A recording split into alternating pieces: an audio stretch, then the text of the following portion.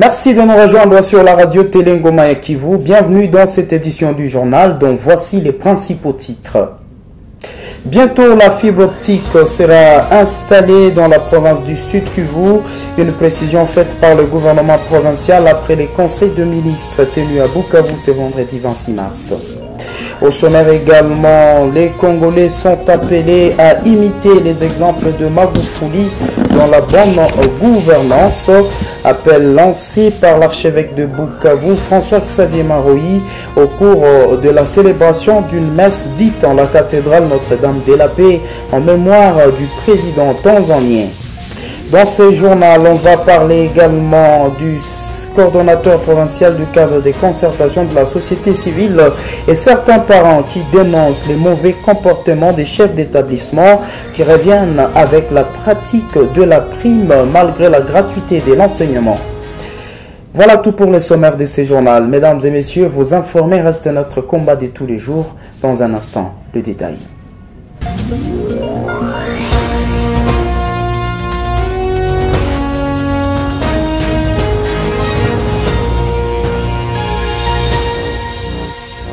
Justice populaire à Bukavu. Un présumé voleur a été lynché par la population en colère sur les sentiers Tinké dans le quartier Nyakavogo en commune de Bagira. La victime est un jeune âgé de 25 ans non autrement identifié selon l'indice Bagira. Ce présumé voleur serait en pleine opération avec ses amis la nuit du jeudi 25 au vendredi 26 mars 2021 aux environs d'1h du matin. Lorsqu'il a été attrapé par la population, la société civile locale indique que les membres de son groupe se sont volatilisés dans la nature, mais l'un a été appréhendé et lynché par la population en colère. La nouvelle dynamique de la société civile sous noyau de Bagira dénonce ces cas d'insécurité devenus monnaie courante dans cette partie de la ville de Bukavu. Par ailleurs, cette structure citoyenne décourage le cas des justices populaires et appelle la population à collaborer avec la police. Je l'ai annoncé au sommaire, bientôt les lancements des travaux de construction du réseau de la fibre optique dans la province du Sud Kivu, une précision donnée par le gouvernement provincial après les conseils des ministres tenus le vendredi 26 mars.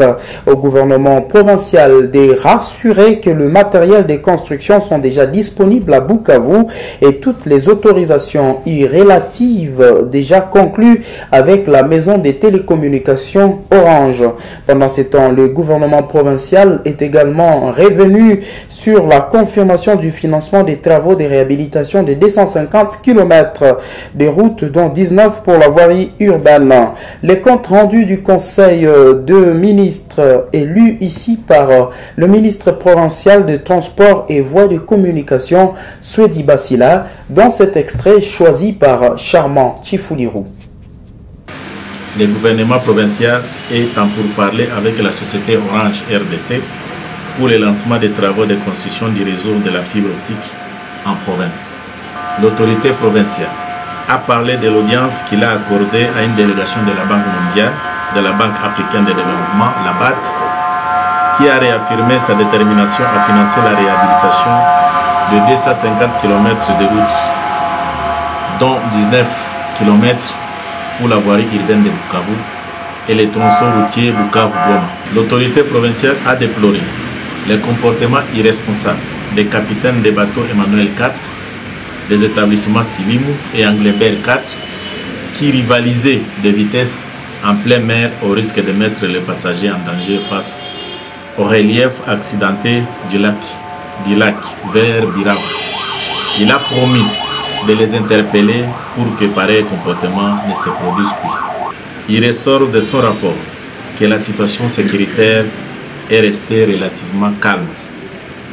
Il renseigne sur certains cas de criminalité enregistrés, notamment les braquages de véhicules de transport sur les tronçons routiers Businga-Bukavu, sur l'activisme des groupes armés, particulièrement dans les hauts plateaux de Fizi et Uvira, et sur quelques cas de catastrophes naturelles. Le Conseil des ministres a pris les dispositions nécessaires en vue de remédier à cette situation en adoptant les recommandations formulées par les ministres. En ce qui concerne le deuxième point, sur la création de lotissement à Sangue dans les quartiers Kaungwe et Kinanira, le Conseil a jugé recevoir. Les Congolais sont appelés à imiter les bonnes initiatives du feu John Pombe Magufuli pour l'émergence de la RDC, appel lancé par l'archevêque de Bukavu, François-Xavier Maroui, au cours d'une messe dite à la cathédrale Notre-Dame de la Paix en mémoire de ce président tanzanien décédé le 17 mars dernier. Reportage Ghislain Watongoka, Justin Mwamba.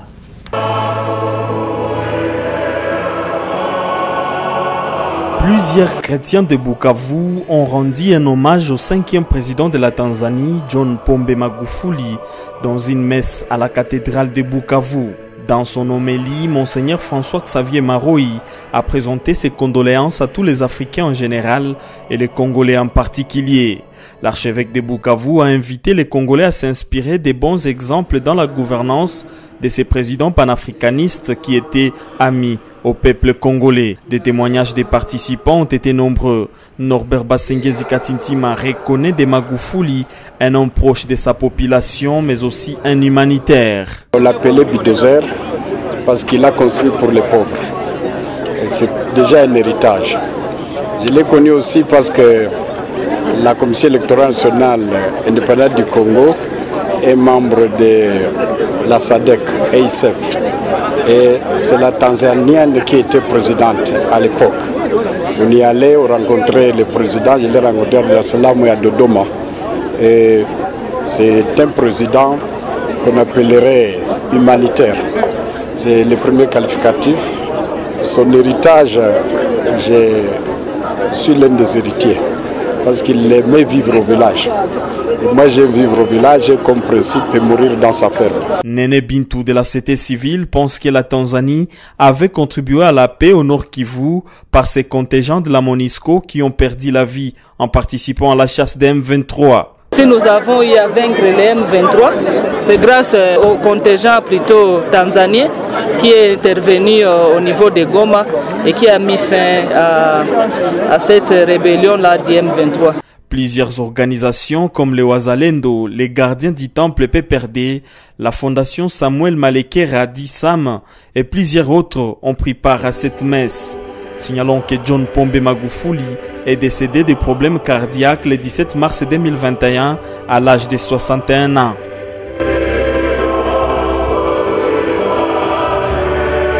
Le chef de service généraux de l'enseignement primaire et secondaire au Sud Kivu met en garde les responsables des écoles qui tenteraient de commercialiser les kits de prévention contre la Covid-19 leur remis dans le cadre de la prévention de cette pandémie.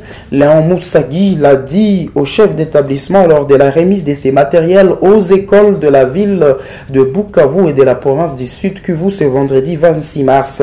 Ces derniers rassurent que seuls les enfants doivent être bénéficiaires. On écoute Léon Moussagui au micro de la RTNK. Et j'attire l'attention de tous les chefs d'établissement scolaires, préfets comme directeurs d'école, de garder en bon père de famille tous ces matériels mis à leur disposition. On ne peut pas accepter, et là on ne peut pas digérer, qu'un seul matériel se retrouve sur le marché. Parce qu'à la première vague, on avait suivi des histoires comme ça, et on ne veut pas que cette histoire-là se répète. Celui qui sera tenté de commencer à distribuer les savons ou tous ces matériels-là, il sera sanctionné. Voilà pourquoi nous avions impliqué même les inspecteurs d'enseignement dans la distribution de ces matériels. En cas d'anomalie, les inspecteurs feront les rapports et on n'hésitera pas de sanctionner qui que ce soit qui tentera de faire disparaître ces matériels. Parce que si l'UNICEF a donné au gouvernement congolais tous ces matériels pour protéger nos enfants, nos enseignants, c'est pour voir aussi comment nous avons utilisé en bon escient ces matériels-là. C'est pourquoi nous disons aux chefs d'établissement de bien garder ce matériel et d'utiliser ce matériel rien que pour protéger nos enfants et nos enseignants. Ça doit rester à l'école et pas à la maison. Toujours au chapitre de l'enseignement, les coordonnateurs provinciaux du cadre des concertations de la société civile dénoncent les mauvais comportements de certains chefs d'établissement qui font payer aux parents la prime malgré la mesure de la gratuité et demandent aux autorités compétentes de sanctionner sévèrement ces derniers. Un reportage d'Eo Koulila.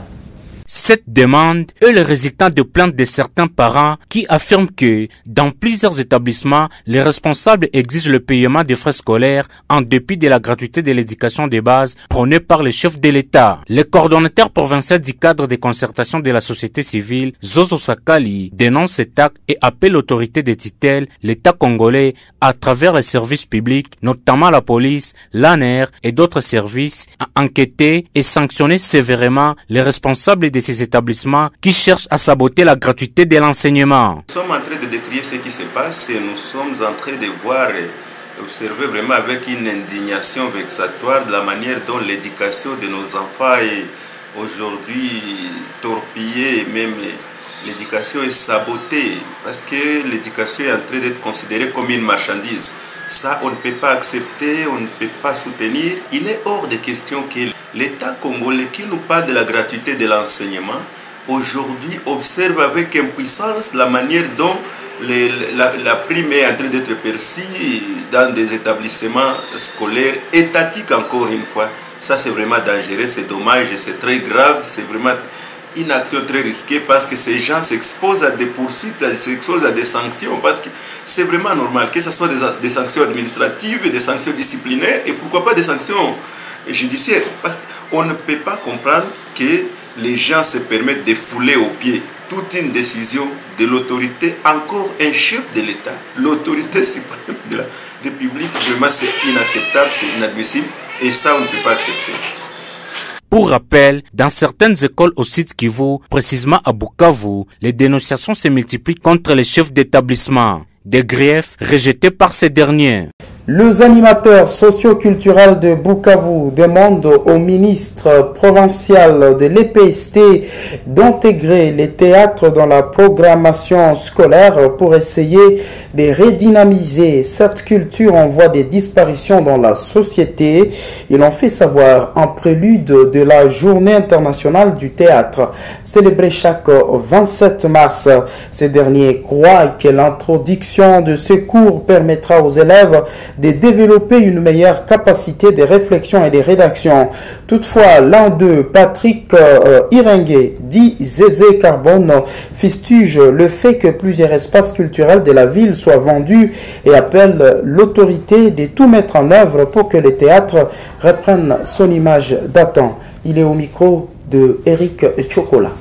À l'époque, il y avait beaucoup de troupes de théâtre dans la ville, mais actuellement, il n'y en a plus. Vous allez également remarquer qu'à l'époque, quand nous on grandissait, dans toutes les écoles, chaque école avait sa troupe de théâtre, chose qui n'existe plus actuellement.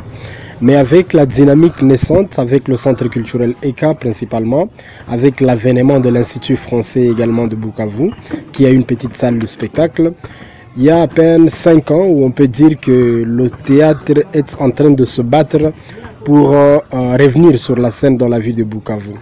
Néanmoins, à côté de cette difficulté, il y a quelque chose qui existe. On peut parler par exemple du théâtre radiophonique qui existe dans nos radios communautaires. Il y a des théâtres comme Mutu ni Mutu, des théâtres comme Jirani Nindugu. Ce sont des théâtres qui existent dans la ville. Seulement, les formes se diffèrent. Là, c'est le théâtre radiophonique. En parlant du théâtre que nous allons célébrer, on parle du théâtre classique, le théâtre sur scène, le théâtre dans une salle. Voilà en bref la situation du théâtre dans la ville. Certains habitants de Tchiriri plaident pour le remplacement de leur chef des quartiers qui l'accusent de ne pas être à la hauteur de ses tâches. Ces derniers l'ont dit dans une déclaration rendue publique ce 26 mars 2021. Ils indiquent que presque toutes les avenues qui ont signé ces déclarations où il s'observe des cas d'insécurité et d'insalubrité, c'est la sous l'œil impuissant du chef de quartier. Quels sont les griefs reprochés à ces derniers? La réponse, c'est avec certains des signataires de cette déclaration qui sont ici interrogés par Justin Mwamba. Watulinde usalama kupitia uongozi ambayo inaendelea kufanyika mkazi ya Chiriri. Nous demandons la paix dans les quartiers Chiriri, car la décision du bourgmestre de Bagira de nommer encore Mushagasha comme chef de quartier Chiriri serait à la base de différents problèmes. Nous sommes étonnés car il est à la base d'une division tribale à Chiriri. C'est pourquoi nous, populations de Chiriri, refusons l'autorité de Mushagasha Lik. C'est ainsi que nous demandons sa suspension. Ce qui est étonnant est que dans les quartiers Chiriri, il y a des cachets de Mushagasha Lik et de Maliagwana Magayana, et tous deux se disent chefs de quartier. La population de Chiriri se demande qui est le chef de quartier parmi les deux. C'est pourquoi nous disons aux autorités de suspendre ces deux cachets pour avoir la paix dans les quartiers Chiriri.